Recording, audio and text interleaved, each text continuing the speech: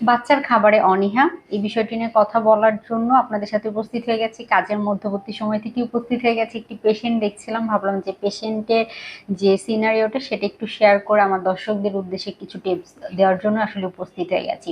বাচ্চার খাবারে অনীহা খুবই কমন একটা সমস্যা। এখন অনেক বাচ্চাদের মধ্যে এই জাতীয় সমস্যা দেখা দেয়। আজকে ৪টি পয়েন্ট বলবো, এই ৪টি পয়েন্ট একটু মেনে চলার যদি চেষ্টা করেন বাবা-মায়েরা, বাচ্চাদের খাবারে অনীহা এই সমস্যাটা কিন্তু অনেকাংশেই কমানো সম্ভব। ১ম পয়েন্টটি হচ্ছে বাচ্চাকে একবারে অনেক খাবার দিবেন না। আমি আমার বাচ্চার ক্ষেত্রে এই বিষয়টা মেনে চলার চেষ্টা করি। সকালের খাবার হিসাবে একটি ডিম দিতে পারেন। ডিমটা যখন দিবেন আলাদা করে দিবেন।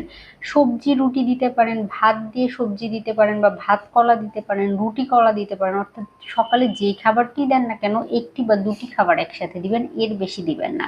আমরা অনেকেই থালা ভরে বা সাজিয়ে খাবার খেতে পছন্দ করি, চাই নিজের বাচ্চাও যেন এভাবে খাবার গ্রহণ করে। বাচ্চার যখন নতুন নতুন খাওয়া শিখে তখন অনেকগুলো খাবার সামনে দিলে সে কনফিউজড হয়ে যায়, তাই এই বিষয়টি মেনে চলার চেষ্টা করবেন। ২ নাম্বার যে পয়েন্টটি বলবো সেটি হচ্ছে যে বাচ্চাকে খাবার খাওয়ার জন্য অনেক বেশি জোরাজুরি করা যাবে না। এই ভুলটা আমরা অনেকেই করি। অনেকে বললে ভুল, বেশিরভাগ পেশেন্টই আসলে এই কথা বলে যে ম্যাডাম জোর না করলে তো বাচ্চা খেতে চায় না।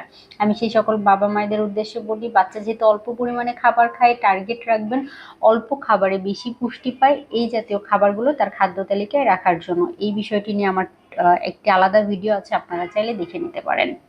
যে অল্প কোন কোন খাবার আছে যেগুলো থেকে বেশি পুষ্টি পাওয়া যায়। এই অল্প খাবারে বেশি পুষ্টি পায় এই জাতীয় খাবারগুলো খাদ্য তালিকায় রাখলে তারা কম খাবে কিন্তু পুষ্টি থেকে বঞ্চিত হবে না বা অপুষ্টিতে ভুগবে না। ৩ নম্বর পয়েন্টটি হচ্ছে বাচ্চাকে অন্য কারোর সাথে তুলনা করা যাবে না। আমরা বেশিরভাগ ক্ষেত্রে বিভিন্ন সোশ্যাল মিডিয়ায় দেখি যে ছোট বয়সী বাচ্চা কিন্তু একে একে অনেক খাবার খাচ্ছে। এই ভিডিওগুলো দেখে আমরা হতাশ হয়ে পড়ি বা বাচ্চাকে দেখে, দেখো তুমি তো খাও না কিন্তু ওই বাচ্চা কিন্তু দেখো কত খাচ্ছে।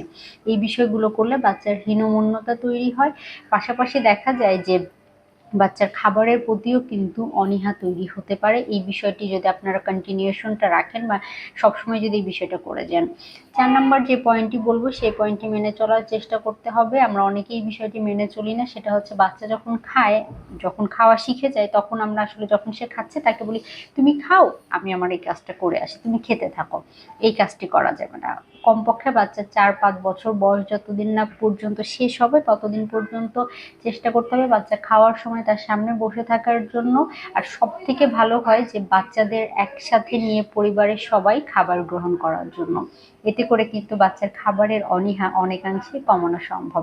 তো আমার পেশেন্টকে আমি এই বিষয়গুলো বলছিলাম, তাই ভাবলাম আমাদের দর্শক যারা আছেন আমার পেজের, আমার বিভিন্ন সোশ্যাল মিডিয়ায়, তাদের উদ্দেশ্যে এই টিপসগুলো শেয়ার করা গেলে তাদের হয়তোবা কিছু উপকার হবে। সবাই ভালো থাকবেন আর নিয়মিত আমার সাথে থাকার চেষ্টা করবেন। ধন্যবাদ।